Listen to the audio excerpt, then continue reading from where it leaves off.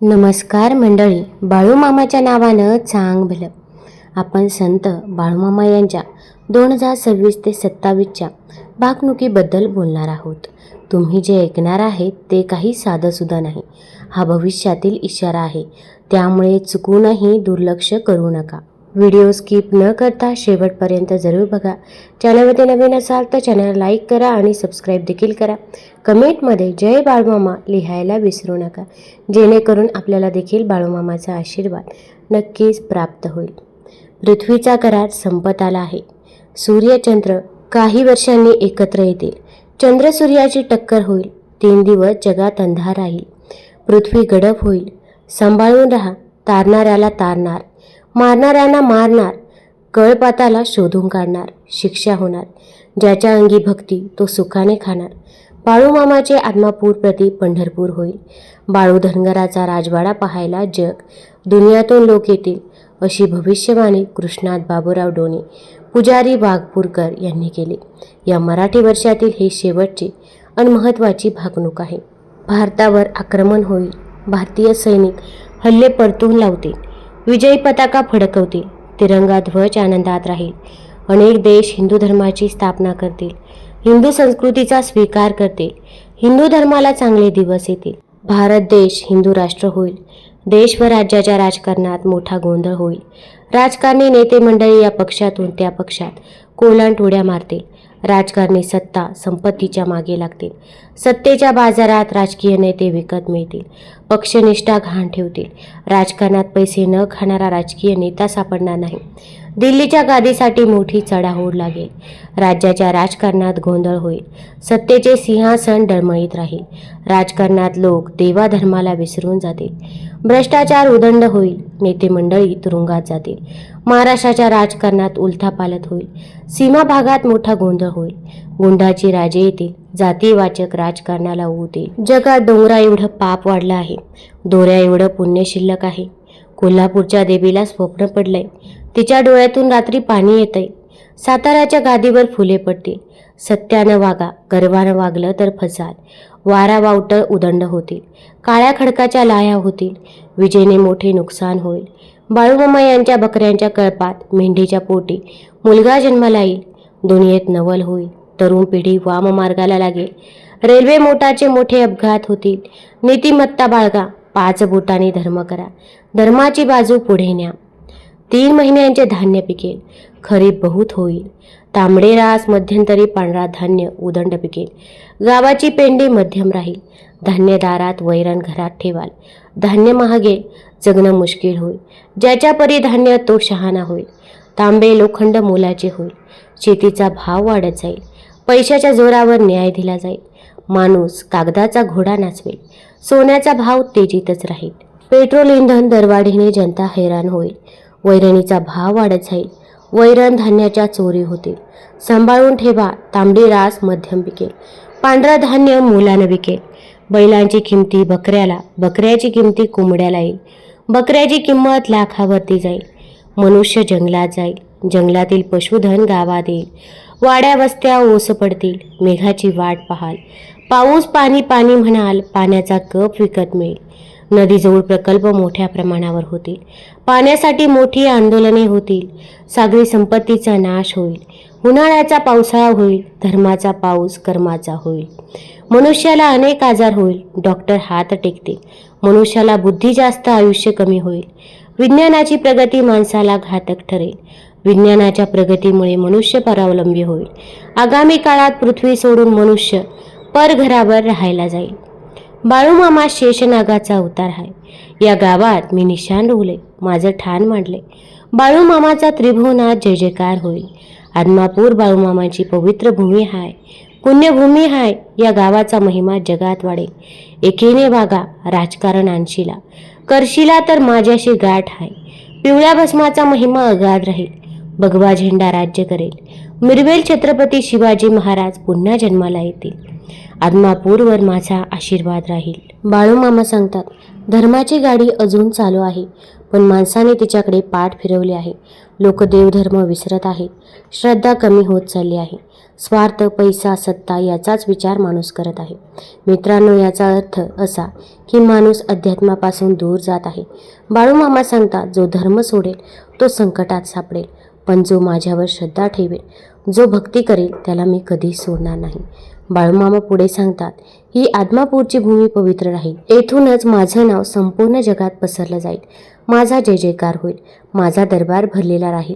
जो कोणी श्रद्धेने माझ्याकडे येईल, त्याच्या जीवनातील दुःख मी दूर करेन. त्याच्या घरात सुख आणि शांती मी निर्माण करेन.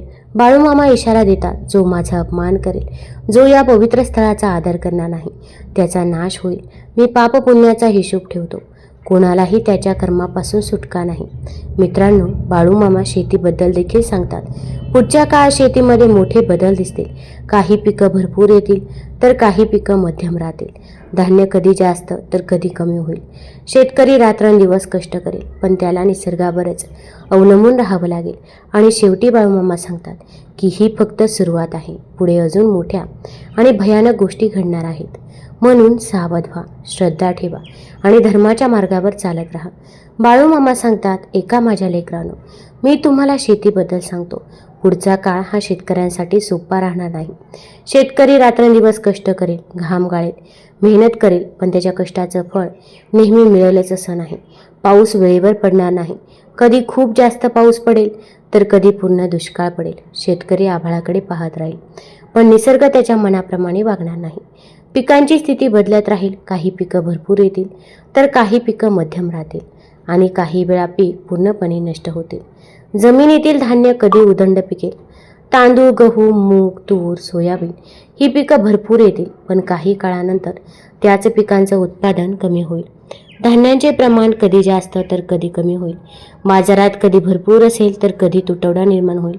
धान्याचे भाव स्थिर राहणार नाही. कधी भाव खूप वाढतील, तर कधी अचानक घसरतील. शेतकऱ्याला योग्य भाव मिळणं कठीण होईल. वैरणीचं महत्त्व खूप वाढेल. ज्याच्याकडे वैरण साठवलेली असेल, तो सुरक्षित राहील. वैरण सोन्यासारखी मोलाची होईल. म्हणून सांगतो, धान्य आणि वैरण जपून ठेवा. वेळ आली तर तीच उपयोगी पडेल. जनावरांचे भाव गगनाला भेटतील. गाई, म्हशी, बकरी, मेंढ्या यांची किंमत खूप वाढेल. दुधाचे भाव वाढतच राहतील. मेंढीबद्दल मी विशेष सांगतो. मेंढी ही धनगराची खरी संपत्ती आहे. ज्याच्याकडे मेंढ्या असतील, तो सुखात राहील. मेंढीला खूप महत्त्व येईल. मेंढीची किंमत इतकी वाढेल की ती सोन्यासारखी वाटेल. मेंढ्याच्या कळपाला मान मिळेल. त्यांची काळजी घेणारा माणूस सुखी राहील. मेंढीपासून नवीन पैदास निर्माण होईल. नवीन जाती तयार होतील. धनगर समाजासाठी हा काळ महत्त्वाचा ठरेल. गाई म्हशींसह महत्त्व वाढेल. दुधाचा व्यवसाय वाढेल. डेअरी चालवणारे लोक पुढे जातील, पण त्यात फसवणूक होईल. काही लोक नफा कमवतील, तर काही लोक नुकसान सहन करतील. ऊस आणि साखर यामध्ये मोठे बदल दिसतील. साखरेचा भाव कधी वाढेल तर कधी कमी होईल. साखर कारखान्यांमध्ये गोंधळ निर्माण होईल. ऊसाचा व्यवसाय अस्थिर राहील. कधी नफा तर कधी मोठं नुकसान. रस, गूळ यांचेही भाव बदलत राहतील. तंबाखूचं उत्पादन मध्यम राहील, पण तंबाखूमुळे अनेक घरं उद्ध्वस्त होतील. लोक त्याच्या आहारी जातील. शेतकरी कष्ट करत राहतील, पण त्याच्या आयुष्यात स्थिरता येणार नाही. तो निसर्गावर अवलंबून राहील आणि निसर्ग त्याला सतत परीक्षा देईल. धान्य, जनावर, शेती हे सगळं असलं तरीही मनुष्याला समाधान मिळणार नाही. बाळूमामा सांगतात, ज्याच्याकडे साठवणूक असेल, तो दूरदृष्टीने विचार करेल. तोच पुढे टिकून राहील. ही शेतीची अवस्था आहे. ही काळाची चाल आहे. यातूनच जो शिकेल, तोच सुखात राहील. बाळूमामा सांगतात, एका माझ्या लेकरांनो, आता मी तुम्हाला राजकारण आणि समाजाबद्दल सांगतो. पुढच्या काळात राजकारणात मोठा गोंधळ निर्माण होईल.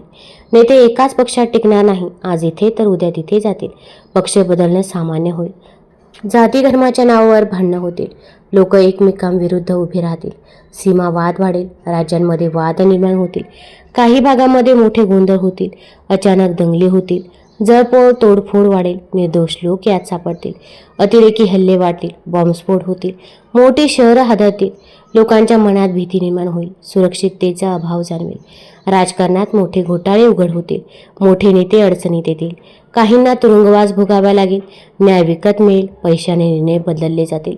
गरीब माणसाला न्याय मिळणं कठीण होईल. महागाई वाढेल. सामान्य माणसाचं जगणं कठीण होईल. पैशाची किंमत कमी होईल. लोक पैशाच्या मागे धावतील, पण समाधान मिळणार नाही. तरुण पिढी चुकीच्या मार्गावर जाईल. वाईट सवयी वाढतील, संस्कार कमी होतील. शिक्षण असूनही माणूस अडचणीत येईल. ज्ञान वाढेल पण आयुष्य कमी होईल. घराघरात वाद होतील, नातेसंबंध तुटतील. आईवडिलांचा मान कमी होईल. बाळूमामा सांगतात, माणूस माणसाला ओळखेना असा होईल. स्वार्थासाठी नातेसंबंध तोडले जातील. वाईट काळ हळूहळू जवळ येत आहे. जो सावध राहील तोच वाचेल. धर्म सोडणारा माणूस अडचणीत येईल. भक्ती करणारा माणूस टिकून राहील. ही समाजाची अवस्था असेल. ही काळाची दिशा आहे. बाळूमामा सांगतात, एका माझ्या लेकरांनो, आता मी तुम्हाला पुढच्या काळातील मोठ्या संकटाबद्दल सांगतो. जग शांत राहणार नाही. देशामध्ये तणाव वाढेल. लहान लहान कारणावरून मोठे वाद निर्माण होतील. पूर येईल, वादळ येतील. काही ठिकाणी मोठ्या प्रमाणात विनाश होईल. पाणी आणि जमीन दोन्ही संकट निर्माण करतील. लोकांना सुरक्षित जागा शोधावी लागेल. स्थलांतर वाढेल. आकाशातही बदल दिसतील. अचानक घटना घडतील. लोक घाबरून जातील. जगाचा तोल बिघडेल. मानवाला स्वतःच्या अस्तित्वाची भीती वाटू लागेल. बाळूमामा सांगतात, हा काळ सोपा नाही. हा परीक्षा घेणारा काळ आहे. जो धैर्य ठेवेल, जो श्रद्धा ठेवेल, तोच या संकटातून बाहेर पडेल.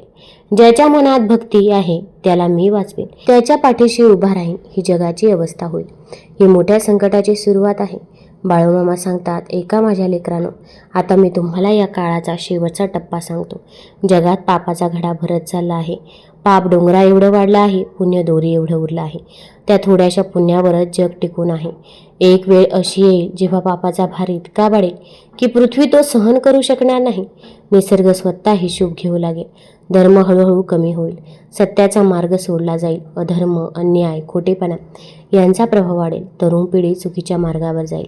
वाईट सवयी वाढतील. संस्कार हरवतील. आई वडिलांचा मान राहणार नाही. गुरुजनांचा आदर कमी होईल. घराघरात वाद होतील. नात्यामध्ये दुरावा निर्माण होईल. माणसाला बुद्धी खूप असेल पण आयुष्य कमी होत जाईल. लहान वयातच शरीरावर आजारांचा भार येईल. अनेक नवीन व्याधी निर्माण होतील. औषधं कमी पडतील. उपचार निष्फळ ठरतील. अचानक मृत्यू वाढतील. चालता बोलता माणूस खाली पडेल. कोणावर कधी संकट येईल हे सांगणं कठीण होईल. जगात भयाचं वातावरण निर्माण होईल. लोक एकमेकांपासून दूर जातील. कोणावर विश्वास ठेवावा हे समजणार नाही. निसर्गाचा कोप वाढेल. भूकंप होतील. पूर येतील. वादळ धडकतील. काही ठिकाणी पाण्याचा प्रचंड प्रकोप होईल. सर्व काही वाहून जाईल. गाव, शहरं, माणसं सगळी संकटात सापडतील. जमीन हादरेल. डोंगर कोसळतील. नद्या मार्ग बदलतील. आकाशात विचित्र घडामोडी दिसतील. सूर्य आणि चंद्र यांच्यात बदल जाणवतील. कधी दिवसात अंधार पडेल. एक काळ असा येईल की 3 दिवस अंधार पसरलेला राहील. लोक भयभीत राहतील. प्रत्येकाच्या मनात भीती घर करेल. जगाचा तोल पूर्णपणे ढासळेल. मानव स्वतःच्या अस्तित्वासाठी धडपडेल. बाळूमामा सांगतात, हा काळ प्रलयाचा संकेत आहे. ही शेवटची चाहूल आहे. पण माझ्या लेकरांनो, सगळं नष्ट होणार नाही. ज्याच्या अंगी श्रद्धा आहे, जो धर्माच्या मार्गावर चालतो, तो वाचेल. ज्याच्या मनात भक्ती आहे त्याला मी सोडणार नाही. त्याच्या पाठीशी मी उभा राहीन. त्याचं रक्षण करेन. म्हणून सांगतो, गर्व करू नका. मी मोठा असं म्हणू नका. अहंकार सोडा. लहानाचा आदर करा. मोठ्यांचा सन्मान करा. नम्रतेने वागा. सत्याच्या मार्गावर चला. धर्म पाळा. चांगल्या कर्मावर विश्वास ठेवा. लोभ, राग, मत्सर यांना दूर ठेवा. माझ्यावर श्रद्धा ठेवा. भक्ती करा. मी तुमच्यासोबत आहे. ही माझी अंतिम वाणी आहे. हे माझी शेवटची भाकणूक आहे. सांभाळून राहा. सावध राहा आणि धर्माच्या मार्गावर चालत राहा. बाळूमामा सांगतात, या जगात माणसाने सर्वात आधी नम्र राहायला शिकलं पाहिजे. मी मोठा असा अहंकार मनात ठेवू नये. कारण काळ कोणाला मोठं किंवा लहान करून दाखवतो. आज जो वर आहे तो उद्या खाली येऊ शकतो आणि जो खाली आहे तो वर जाऊ शकतो. त्यामुळे प्रत्येकाशी प्रेमाने, आदराने आणि साधेपणाने वागणं हेच खऱ्या माणुसकीचं लक्षण आहे. माणसाने नेहमी सत्याचा मार्ग धरला पाहिजे. खोटेपणा, फसवणूक, लोभ आणि मत्सर यांच्यापासून दूर राहिलं पाहिजे. दुसऱ्याचं वाईट करून स्वतःचं भलं कधीही होत नाही. चांगली कर्म केली तर त्याचं फळ नक्की मिळतं. म्हणून नेहमी चांगला विचार करा, चांगलं बोला आणि चांगलं वागा. आई वडील, गुरुजन आणि वडीलधाऱ्यांचा आदर करणं हे प्रत्येकाचं कर्तव्य आहे.